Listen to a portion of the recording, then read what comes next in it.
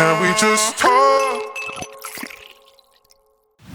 Hey guys, welcome back to DMUKup, and our today's guests are graphic design lecturers Faina Yasin and Monica Remedison. Welcome. Yeah, thank you. How are you doing? Fine, very good. Okay. So we start our interview with the same question. Could you please describe yourself in 3 words? You go first. Me? Yeah. I am a cozy, sneaky raccoon. Oh. I love mischief. I would say I'm sun-loving, enthusiastic plant. Yeah, that sounds right. This is the first time when people actually used like not only adjectives but the noun. So that's just creative people here. Okay. In the industry. With the raccoon and plant. Breaking the rules. Yeah. So our show is called DMUKup. So we have some cozy conversations over a cup of tea or coffee. And the next question also that we ask everybody. Yeah, it's mine. What is your usual go-to drink? What do you prefer?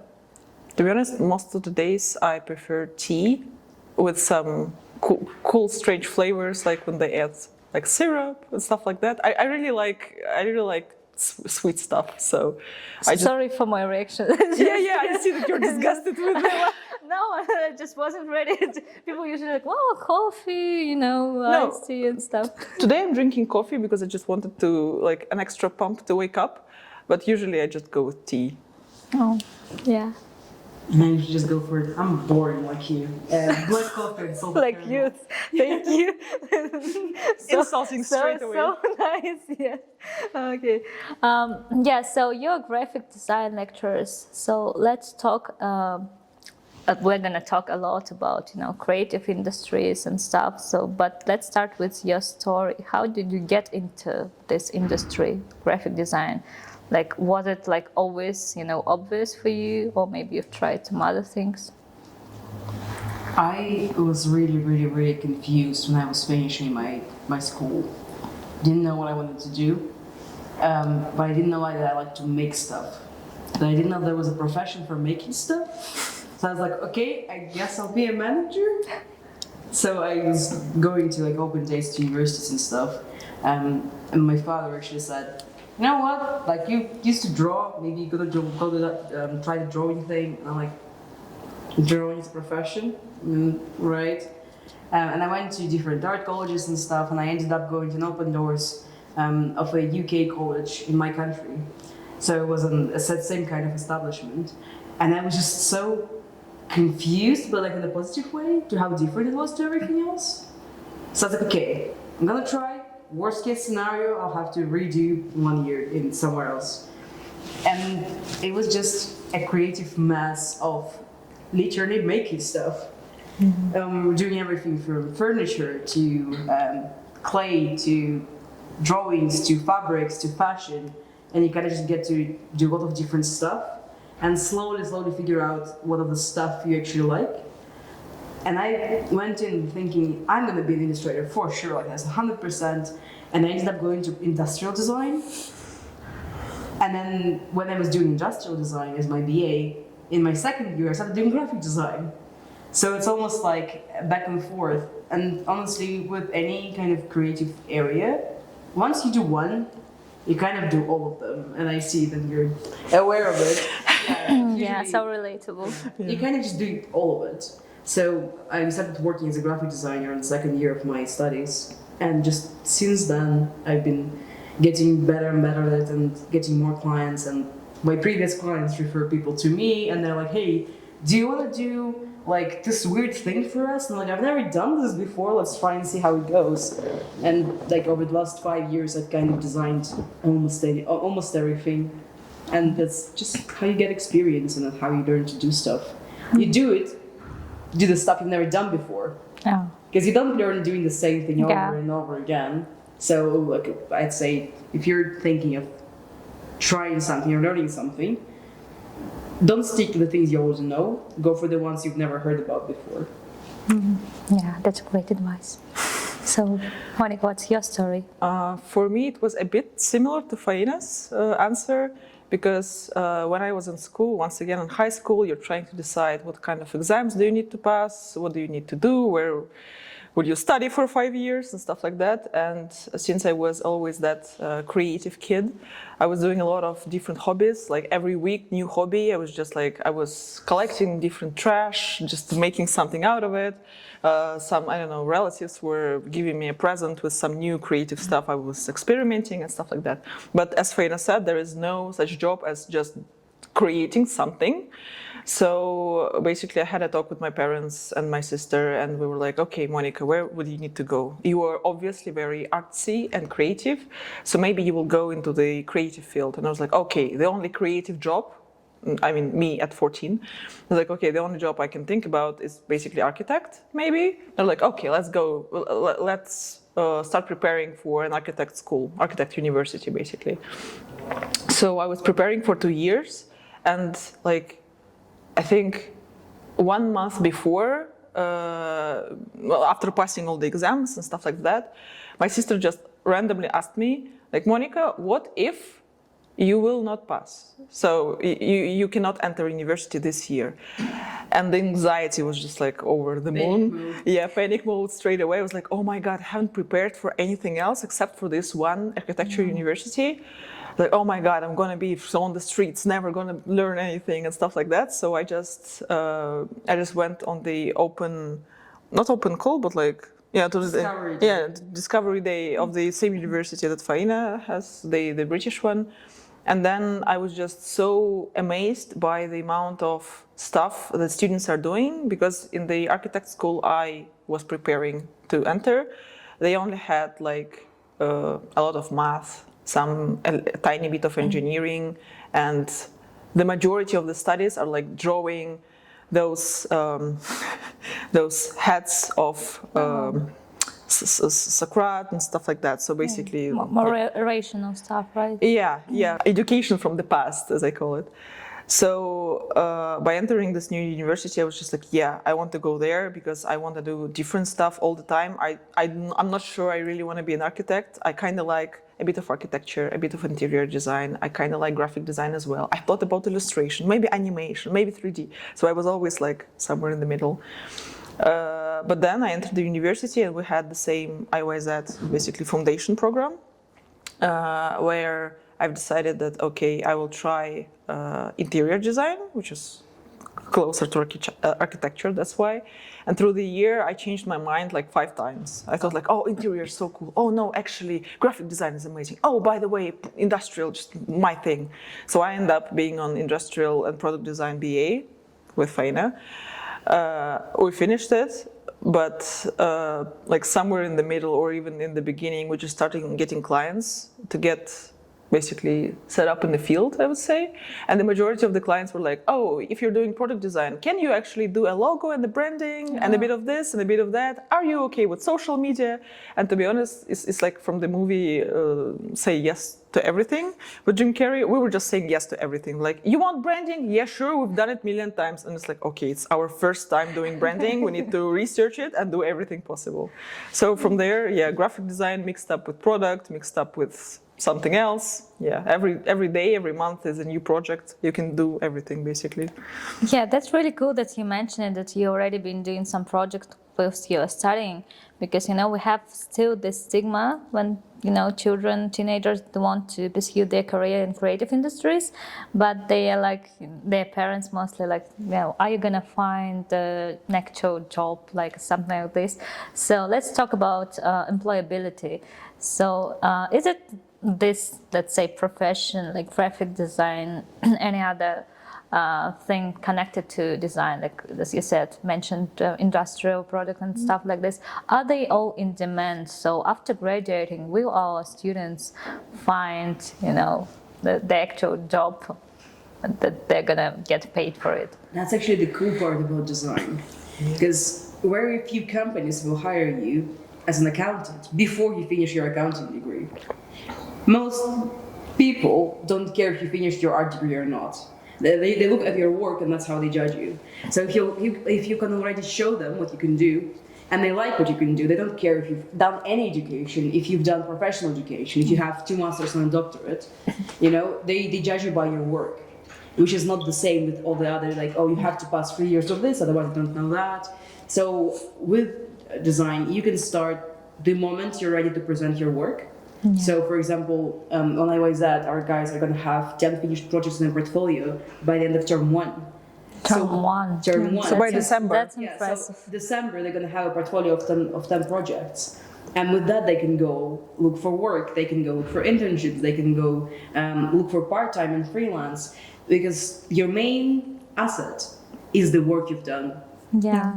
Not the amount of lectures you've sat in or the amount of math tests you passed. And I don't mean to shade on other No, I agree with you. It's true because, like, I think mostly your portfolio says a lot about you rather than. Actually, yeah, of course, the education is really important. You know, you need to have all those skills, but if you have something to show, it's really great. So it means like you've done your education, it was worth it. So now you have this as a result. And actually, speaking of the actual skills that like any person needs to pursue their career in creative industry. So are there any, like what are the most important skills needed to become a successful, let's say, designer? And can they be taught? For example, let's say I'm a teenager and I'm like, no, I'm not creative at all. I have no work, so I don't think I can do it. But I feel like I have this inner voice, some like guts, and that I want to go there. So what would you say to those teenagers, people? I would say that creativity is a muscle. If you train it, it becomes better and bigger. If you just leave it be, you're going to be a tiny weak tiny weak creative. But the more you practice, the more it happens, and that's, I think, one of the biggest things that we're going to be teaching as well for foundation students, the guys who are not entering the BA yet, but on the next year, is that they need to figure out how to ideate. Because it's really easy to say, oh, I don't know how to do that. But they're going to teach them, going to show them. Because there are lots of techniques of saying, okay, this is the problem, what can I do? And you break it apart and you go to all the different points of solutions and you see if they're going to work or not.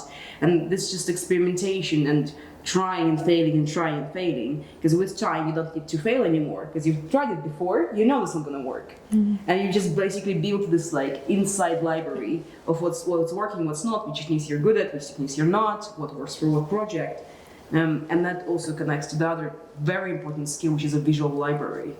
The more stuff you see, the more different designs you see, the more ideas you have about how something can be implemented or done. So that's one of the main things. The reason we go to museums is not because, we're fancy people who like and appreciate art. No, because the more of artworks you see, the more things you can get from them. And the next time somebody says, like, oh, I want a painting of a night, you're not just going to think of Van Gogh. You're going to think of all the other 13 artists who all do Starry Night differently. By the cloud, there's 20 different ways to do a cloud. And that's what the visual library is for. And also, I would say that apart from the creative muscle that you need to train, and apart from visual library, which is very important, I would say that just talking skills and presentation skills are essential for a designer, because since we as creative people can show our knowledge visually, so just giving a portfolio or, a good CV or something like this, we have a great power to present ourselves as well. So, for example, when you're going through the interview or something like this, apart from just having cool, amazing works in your portfolio, if you can present them well, if you can explain somebody who's not from the creative field how you've done a certain project, or what is your basically what is the whole process of you creating something, and you can basically infect another person with your amusement and excitement and creativity, then you can get any job basically, because it doesn't matter if you are a graphic designer or product designer or interior, you still can basically, the ideation skills and the creativity is the same for everybody. So if you like, for example, only graphic design, but you're trying to get more jobs in a illustration, for example, do it on your own, do some illustrations, know how to present them well, use some creativity sparkles on the top, easy. So getting a job and getting at least some freelance works or internships are, it's much easier, I would say, for creative people nowadays. And people are valuing creative jobs finally more and more. So let's say this is hugely in demand, so people shouldn't have to worry about whether they're going to find a job, because that's as we were talking to before, and one of you said that everything is a design now, like everything around, whether you see the banners, like the fonts, like everything, like visualized, and this is a job of designers, graphic designers and illustrators. That's really cool. Thank you. Fine, then, Monica, and now we prepared some challenge for you. So since you're like graphic designers, people who can actually draw and do something, we decided to ask you to draw this beautiful scenery over there. Let's say you have 15 minutes. Okay. And just to our viewers, we have like two different approaches, right? So Monica, please, can you tell me like briefly, let's say about your approach? Mostly I use liners, sometimes markers. I have a small stack with me, basically with just gray colors and black. And that's kind of all I use for sketching, because I don't want to take too much stuff with me when I go drawing. But at home I usually have like a variety of colors that I can experiment with. But right now, just for chill experience, I've chosen just grays and blacks. So and the paper. That's cool, right? You? And I'll go digital, because with traditional drawing I'm a bit weird. Like sometimes it goes well, sometimes it doesn't, and then it takes anywhere from 2 minutes to 2 hours. There's no in between. Like it's one or the other. So for digital, I just use Autodesk Sketchbook and the tablet screen. That's really cool. Today we have both traditional and digital approach. So are you ready? And I'm gonna just ask you, during the process, just some simple questions, so you don't have to, think a lot. Just answer whatever comes to your mind. Yeah. Sure. Ready? And okay, let's start. Okay, so my first question is gonna be pretty simple. What is happiness for you? What really makes you happy?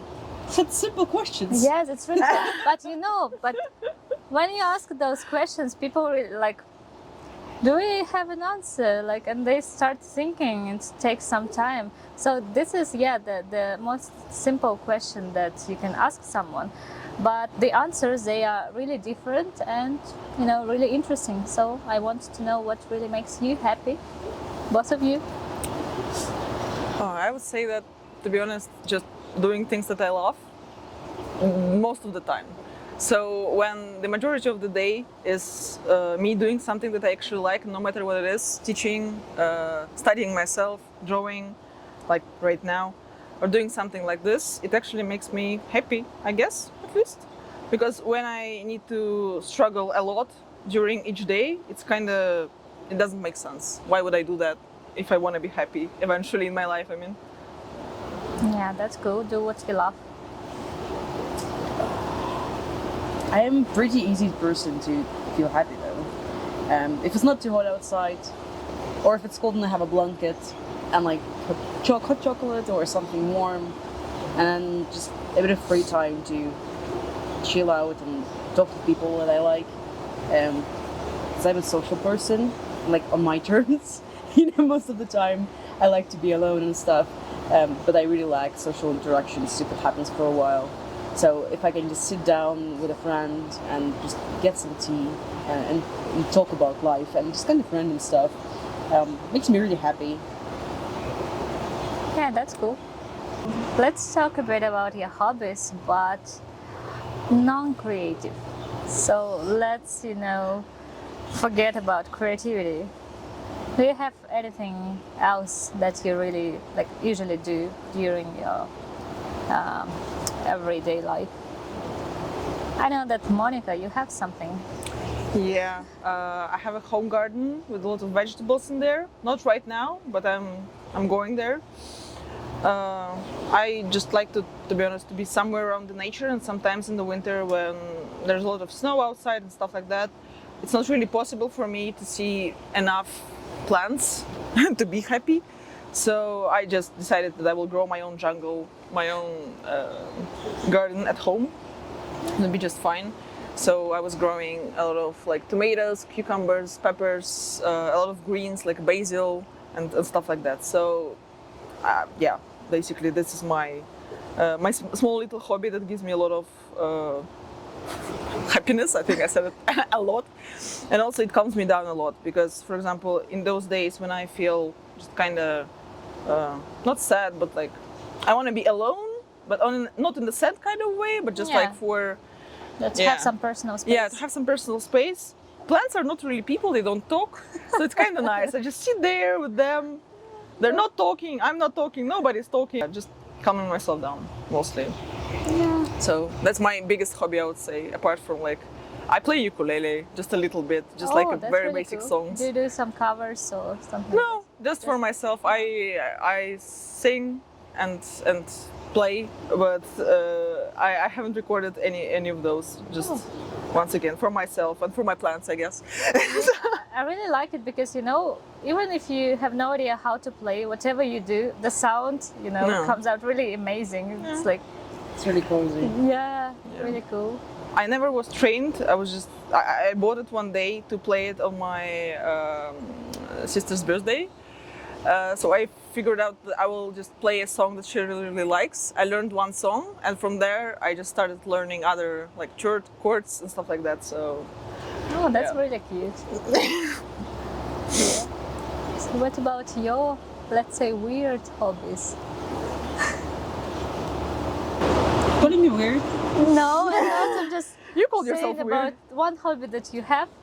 Actually, two hobbies that you have that you usually do. One has to do with packaging, and the other yeah. one with the languages. Yeah. I really like packaging presents and sending letters. I think about 5 or 6 years ago, I bought myself a typewriter that was almost destroyed and I restored it. And now it moves everywhere with me, and I write letters and I send postcards. So I collect post stamps as well. I have kind of like slightly grandma hobbies, as people usually call it.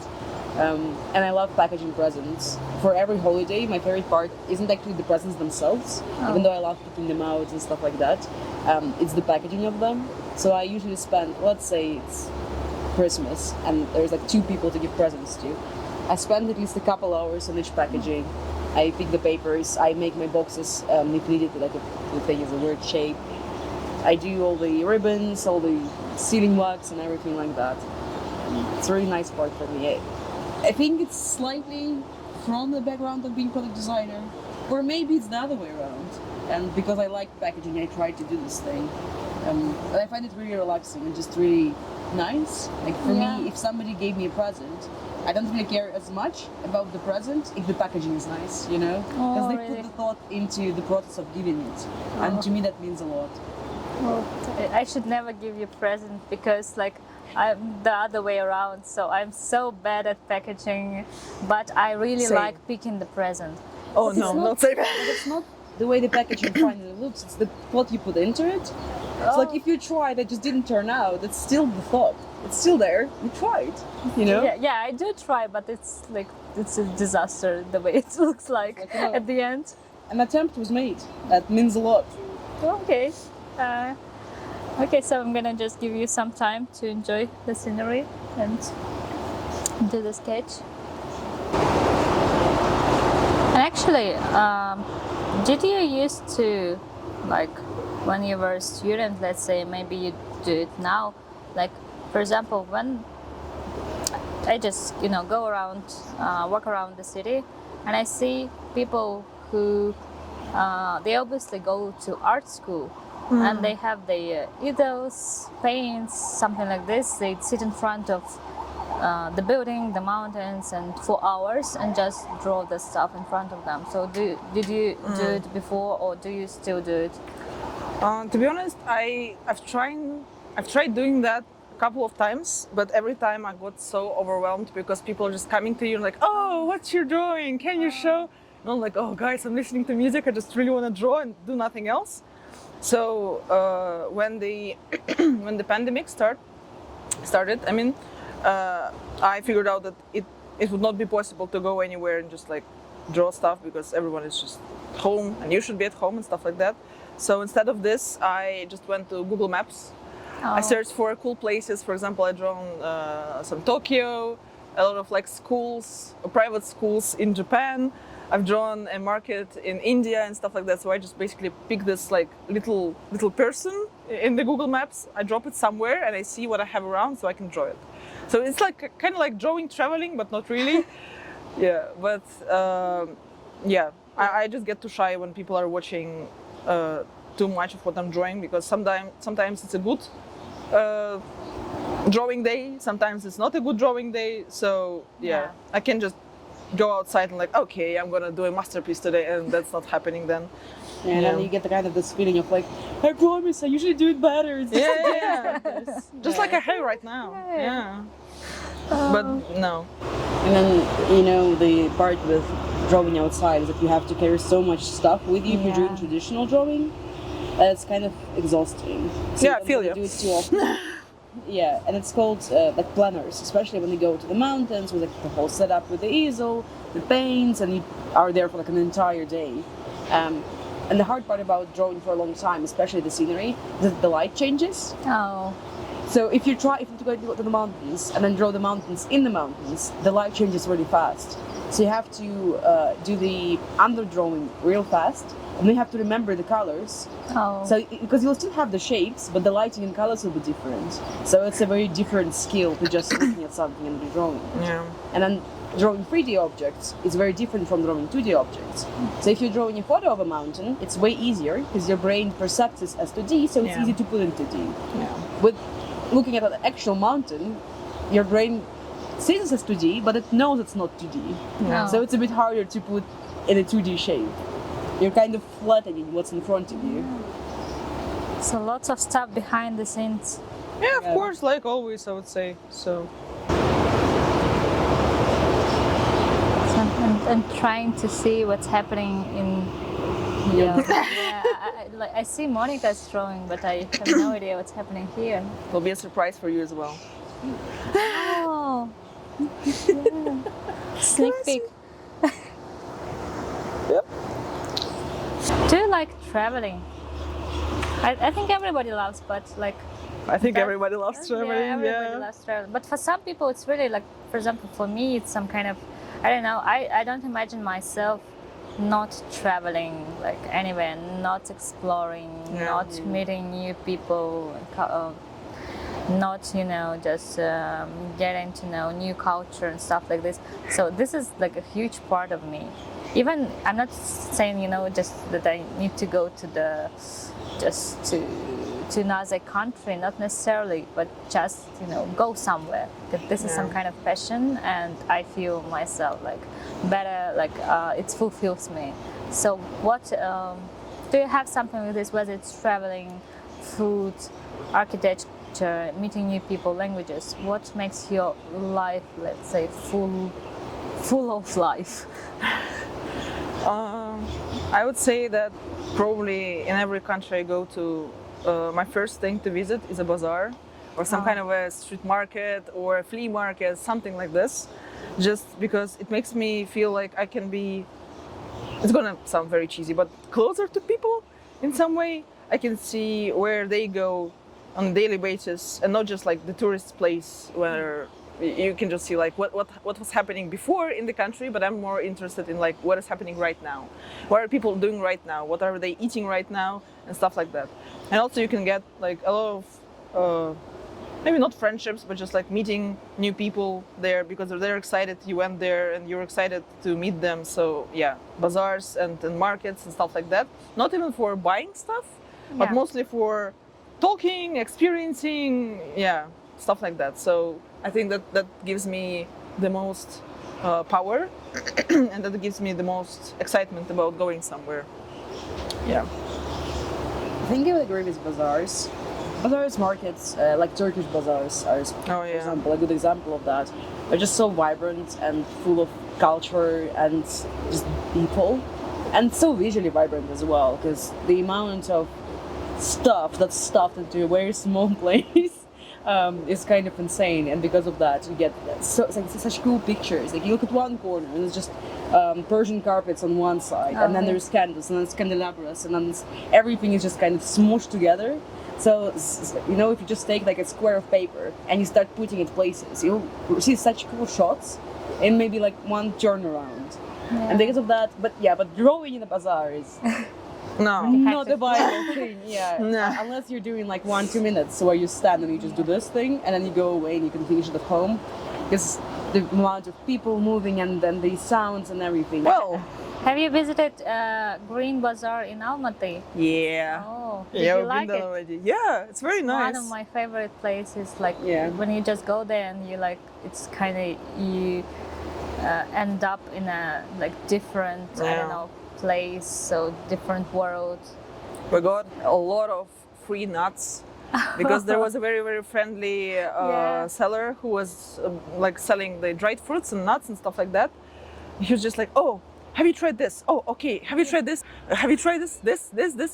And we were just full because he gave us so much stuff. That much. Yeah, and I'm mostly allergic, but still I was like, yeah. I'm sorry, I'm allergic to I this and to need that. nuts. He's like, okay, you're not allergic to almonds. I will give you every type of almond we have. And oh my god, And then it was very good. We bought almonds, but And my favorite way is like, no, I'm allergic. But you're not allergic to the Kazakhstan ones. You just Yeah, haven't tried yeah. them. Like, yeah. When we go there with friends, we also like, wow, we are definitely gonna get something for free, because people will be like, just take this, and do you want to try this? And you're like, just by trying everything, like you're already like, I'm Yeah. good. So I'm full. I can go home now. Is that where you go for your lunch break? Yeah, just all the way to the Green Bazaar. I'm like, Oh, well, I mean, why I'm not? not that hungry anymore, so I can just go take a walk and stuff like this. Also, like not so far from Green Bazaar, we have this wonderful park, and you can just go there. You know, I think we this haven't- sounds like a plan. You know, you Yeah. can go.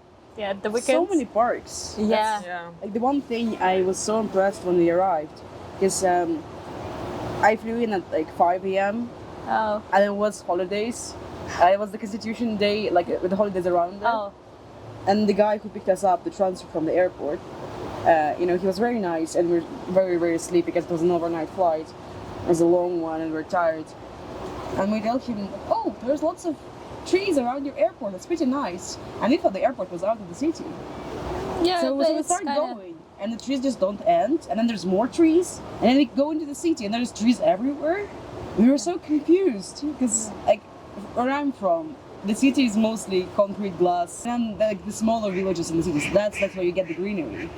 But this is a big city, and there's still so many trees, and it's so nice, and it feels very connected to nature. Yeah. Yeah. Yeah, I really like it when wherever you go, you just have this trees and flowers, and just part of the nature is actually inside the city. So yeah. We've it's also really been cool. talking to the taxi driver. I think yesterday or the day before. Yeah, he was really nice because he tried his best to speak to us. Yeah, and basically we were telling him that like we're so impressed by how green the Almaty is and how beautiful it is everywhere. Basically, whenever you go, just like right here as well. And he was like, "Oh, you should have been here like a couple of years before. They had pears and apples and stuff and apricots Yeah. growing in the city." Yeah. I was like, we still have it in some parts of the city, but yeah. This "Oh, is but quite this is common. just amazing." And he gave us a pear. Yeah, It's 'cause adorable. We went to love the taxi, but then he was stuck on Alfarabi. So we were looking faster than he was going. Yeah, traffic. And he did the beep beep, hey girls, and we turned around and we're like, okay, what do you want? And we're like a bit like scared of that. And he's like, this is for you. He just give us 2 pears out of the window. It was like one of the most adorable things that happened in the last 2 Yeah. weeks. Oh, that's so cute. Straight from the beginning of the day, good mood. Yeah. Even if I'm allergic, I'm still very thankful. Sometimes you forget how much a small act of kindness can do for a person. Yeah. Because, you know, Monica's allergic to pears, but even the fact that he thought about that and he gave it to her, it's just such a nice, warm feeling of like, you know, people still care about people that they don't even know. Yeah. And it's just a small, tiny reminder Yeah. for your faith in humanity. Yeah, I like it because like I'm the person who pays attention more to details rather Yeah. than the whole picture. And when people do those, or they, you know, when they remember something, you told them like long ago. Oh yes. This is like the most like the cutest thing ever. And Yeah. like, oh I think my God, the you best still presents remember. are especially this type. Yeah. Yes, just this attention that actually the person like cared and listened to you. Yeah. Yeah, that's really cool. Yeah, that's why I love this city, because like people everywhere are like mostly they're kind, they pay attention, they try to help you. Yeah. So yeah, so I hope you have a wonderful experience living here. Yeah. Have you been to the mountains or anywhere? Not yet. But I think we're going next week. Oh, Yes, that's we're really gonna try to. Yeah, next one. Yeah, whilst the weather is still warm and fine. Yeah, you know. Because in the mountains it's already autumn. So when Yeah. you go there, it's like Well, it's different. autumn here as well, but to Yeah, be honest, it's very 28 nice degrees weather, yeah. today. Yeah, so it feels like summer for But me. the trees are still green. But when you Yeah. go to the mountains, you actually have like different colors. Oh, so the trees in the mountains are already like yellow. Yeah, and, yeah, oh, okay, mostly. okay. And when you go, for example, in November, you go there, it's like already winter, so Okay, close gotcha. to winter. Yeah, but they are amazing, like in any season. And when Yeah. does like the mountain ski season start? I think it's some kind of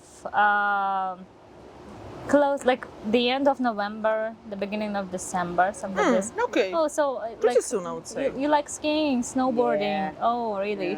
I love it. So I used to go a lot to before COVID to like Austria, and Switzerland and France, and then just such a nice like chill experience. It's scary at first, but when you get used to it and you just kind of glide and enjoy the scenery, and I think from up here it's gonna be really really beautiful.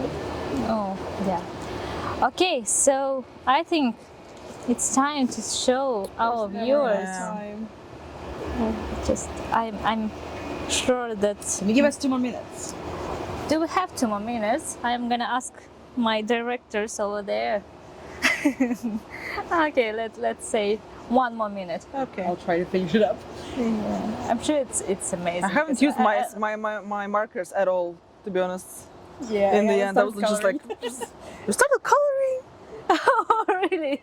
You even color? I'm Go doing away. doing No. a detail thing. I'm trying to just Go capture away. general. Yeah, Just yeah, as a yeah. reminder, it's not a competition. It looks like you have a competition here. You know, usually Every day is a competition. with designers, often it's a competition of who did worse. Like, no, yours is great, mine is not. Like, Yeah. that's how it usually goes. Yeah, that's what I really like, about creative people. At least the ones I meet. And they're like, wow, you do so good. So you're really cool. And they try to cheer you up. And you're like, I will always try to cheer people up because for some reason people think that you need to do some crazy skills to be good. No. I see something. And it looks really cool. Okay, ready? It's time to show. Was that the minute? It Yeah, was yeah. probably, it's been Even 2 more. minutes. Okay. If you don't stop us, we will just continue drawing. I'm sorry. I'm just gonna leave, sit there like the whole day, Yeah, just just drawing. go. Yeah, I'm so sorry. Yeah. Okay, so it's blocky because, I Don't tell wasn't me about really- blocky. Okay, ready? On 1, 2, 1, 2, 3. How can you show? See stuff. Yeah, I don't think you will see Oh. stuff. That is so cool. You really painted those Can I- mountains. Well, Can I see? I'm gonna Oh. send it to you so you can Yes, actually of show course. it out of my Yeah. black screen. We're gonna put it on a screen and show to our viewers. Okay, so let's talk a bit about not really positive moments that people from creative industries can face, but I think it's really important to mention it.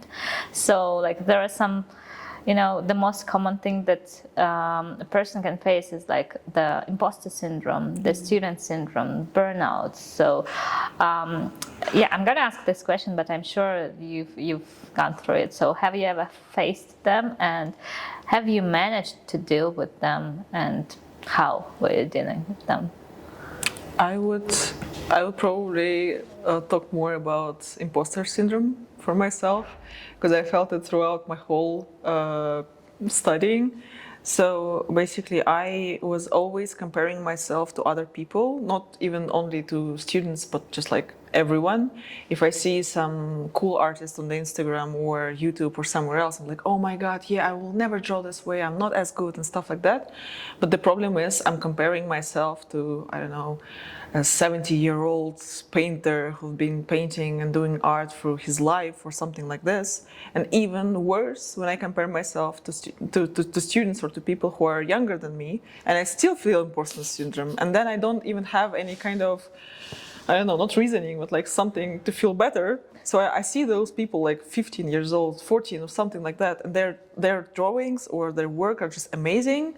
And then you just feel like you're the worst creative person, you can't do anything, you're not talented, although talent is not a real thing, don't go there. So my way of dealing with it was constant work on imposter syndrome. So for example, I heard basically I was told by a close person what I should do. I've tried it, it worked well, so I would suggest to do the same. Basically after each day, when you feel, or when you first starting having those like, oh, I haven't done anything, I'm not as good, blah, blah, blah, those type of things, just list down everything you've done throughout the day. And I don't mean like I went to work, I came home, I ate food, that's kind of all. No, write down everything that takes your time and that takes your mental, mental energy, yeah. Efforts, yeah. So basically, if you are a shy person and you've made a presentation today, write it down because it took a lot of your time and a lot of effort. If you are, for example, a creative person and you have done like a small sketch, it might be just a tiny small sketch of like some random idea, but still it takes time. It takes your skill, you're still thinking about it, you're comparing, you're remembering stuff, you're taking stuff from your visual library, by the way, and stuff like that. So basically, write down everything you've done, and I can almost surely say that after you've actually written down everything that you've done throughout the day, you'll feel much better, and you will not have this like feeling that you haven't done anything and you're not worth it or something like that. So for me, it helped a lot.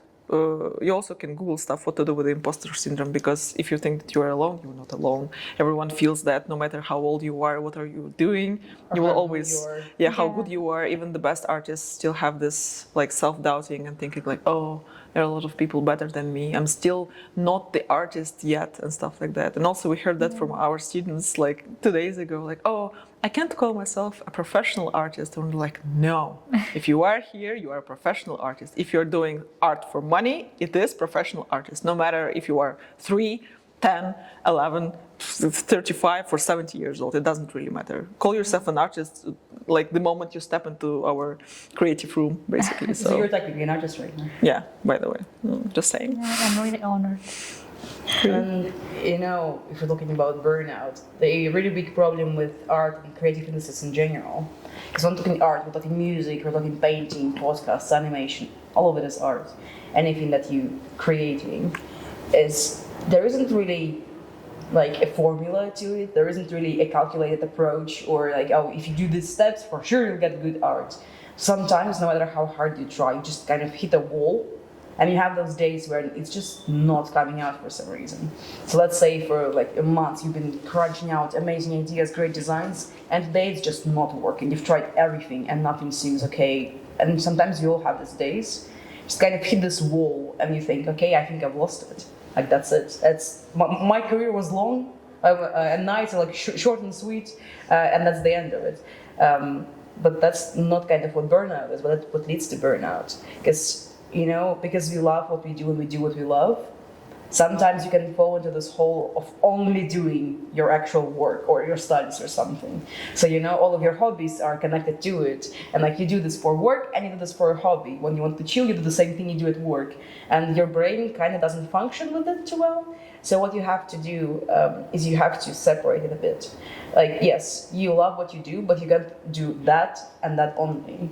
You have to find something else, like some way out of your energy, some way to chill and recharge, because you all need it.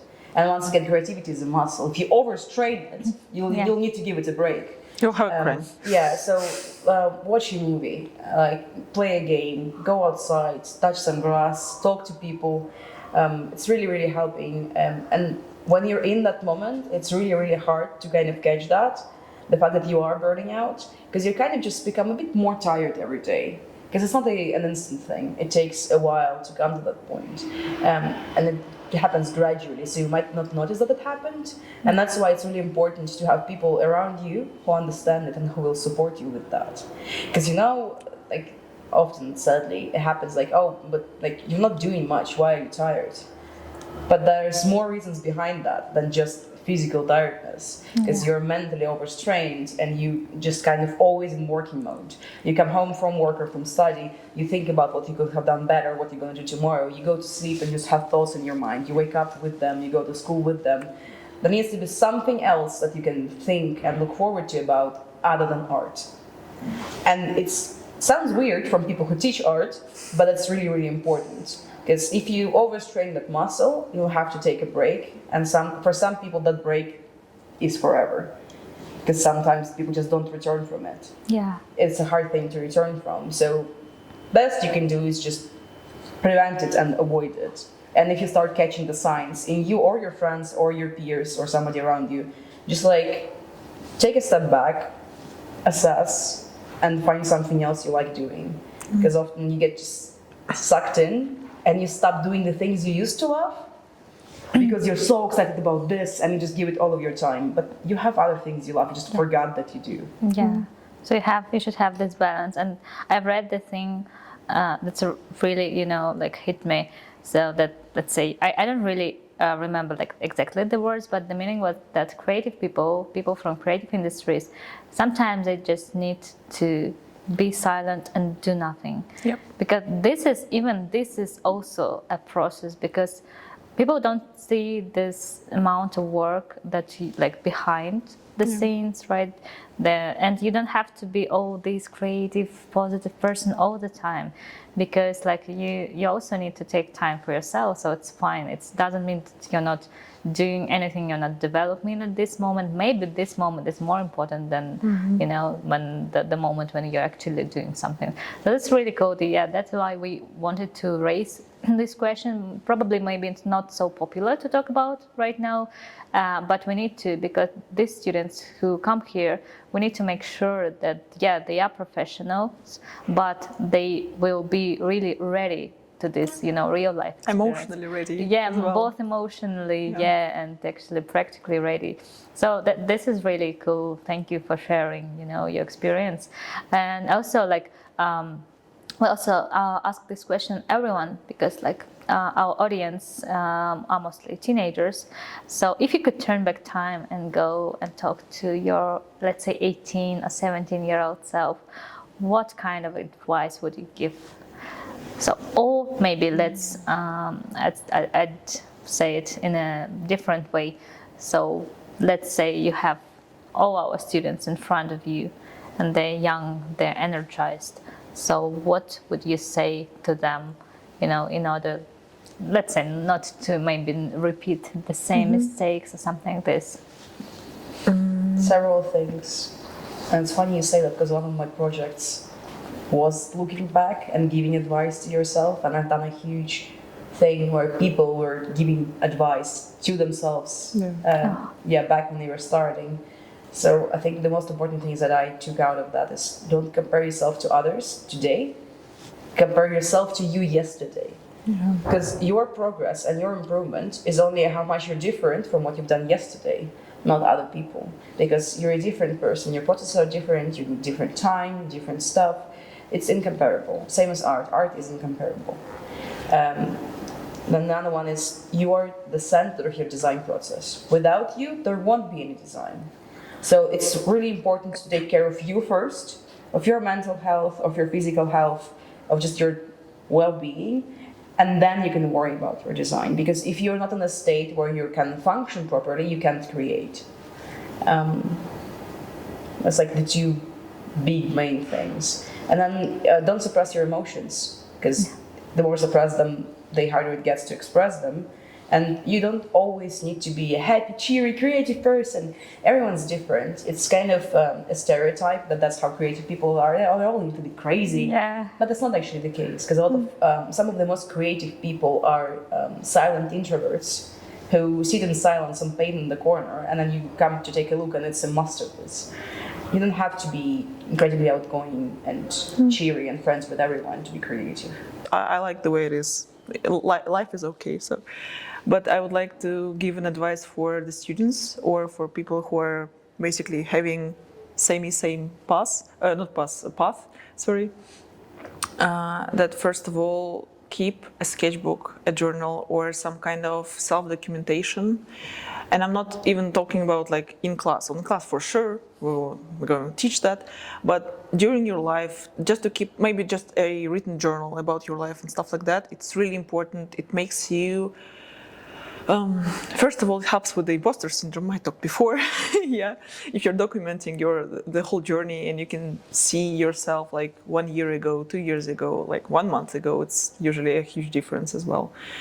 And just getting your emotions out, you'll have this like books and stacks of books about yourself, about your journey, and it helps creative people a lot. And not only creative people, to be completely honest. If you're doing marketing, do the same thing. It's very nice. So I would advise everyone to have a sketchbook or a journal or diary, by the way, the same thing. Just for overall happiness and for overall like creativeness as well. It's a chance to reflect on what you're doing right now. All of these things that you've mentioned are really important, and I think that the students will love it, and most importantly, they will have, they will think about it, because when you're a teenager, you're like, no, I'm not gonna listen to anyone, but actually you do. So you need this kind of example. That's why we have this show. We want to show, the people like that are similar to them, and to show them that, everyone has something to share, and everyone has their own experience, and they can actually learn from each other. So thank you, and I think we can just tell our students and their parents, just be patient, be supportive, and be yourself, because everyone is different. Yeah, so thank you again for coming to this show. It was really great to interview you. So thanks for watching DMUKup. See you next episode.